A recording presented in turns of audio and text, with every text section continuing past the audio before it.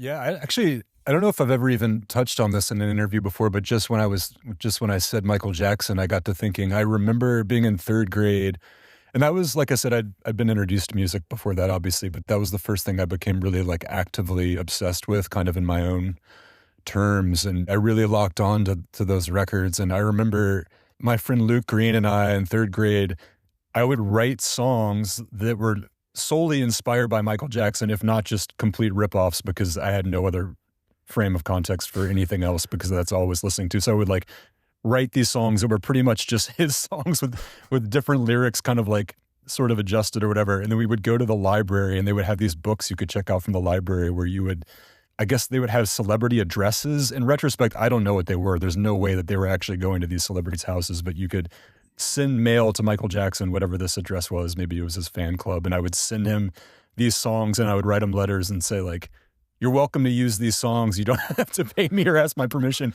I'm giving you these songs as a gift. But it was just so funny because they were just like, it would be like Heal the World or like Bad, but with just like slightly different lyrics. So that kind of turned my brain on. And then the whole grunge thing was really big too. But it wasn't until high school that I started really like writing lyrics that kind of became a thing that might be reflective of what I later did with my life.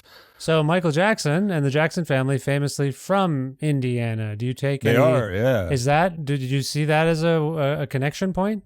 Maybe. I think they were from Gary, which is basically Chicago. So it wasn't like they were like, that wasn't really my neck of the woods. Right. And I don't even know if that made much of an impression on me geographically at that point. I think it was just, the music was exciting. He was a pop star. It was all over the radios, all over TV. And I bought in. I was obsessed with it. And I guess I shouldn't speak too positively about Michael Jackson these days, but I still hear the music and it turns on something in my brain.